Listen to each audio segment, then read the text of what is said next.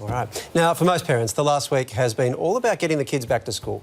But one Melbourne principal has got everyone talking after he challenged parents in a speech to let their little kids off the leash and walk to the shops or mates' homes without an adult. His name is Tim Berryman, and please make him welcome! Yeah! Thank you.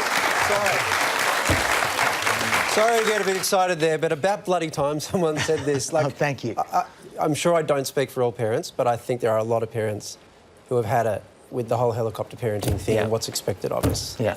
What made you finally crack? I guess really watching children being dropped at everything, I was reflecting, as a child, I'd get myself to cricket or to tennis or to different activities or people's friends, go to my mate's place, but the children I was working with all being driven everywhere. And I was thinking, I think there's a consequence for this. I think when we take children everywhere, we're telling them they're not able to do it themselves. When we insist on always having an adult with them in the house, we're telling them they can't look after themselves. And that disempowers them. That was, I guess, my thinking behind my speech. We all grew up walking around the streets. I mean, that's where I got my street cred.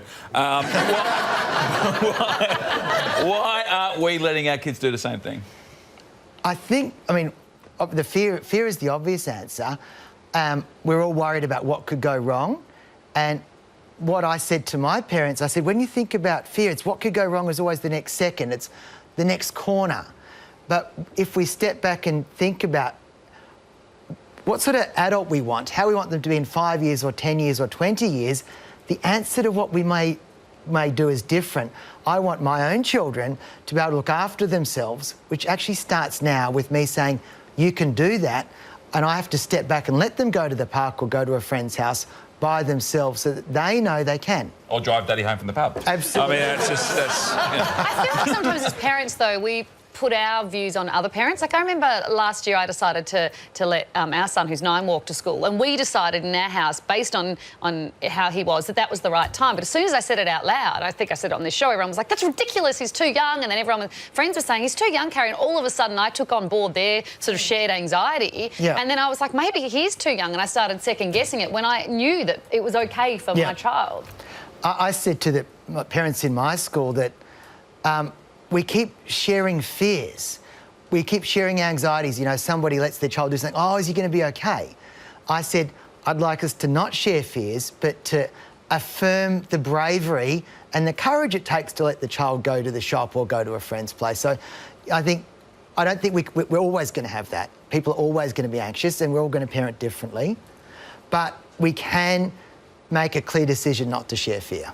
And of course, one of the big lessons in life is that things won't always go perfectly well. That's right. How do you cope when they don't go well? Yeah. So teaching kids resourcefulness in that sense. That's right. But the times I got lost as a kid going for a walk or getting back from the city, I learned an awful lot. I learnt way more than the time it all went smoothly. Yeah. Is there a chance, too, that we'll hear the stories of the child that got abducted or kidnapped, the horrible stories, but we don't hear the thousands of stories of the kids that do make it to school, and it's those scary stories that do often help us make our decisions about what we're comfortable with? So the scary stories, the way I think about that issue is I say, well, has anything bad happened to my kids?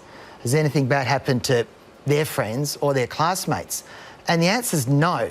So in an interconnected world with 9 billion humans, there are going to be some very scary stories and very tragic things happen. But if we actually make it about the people we know and make that our point of reference, actually, bad things are very few and far between. All right. Well, thanks for the words of encouragement. We'll try to take that on board. Not helicopter so much. Tim, it's been a pleasure. Thank you for your time. Thank you.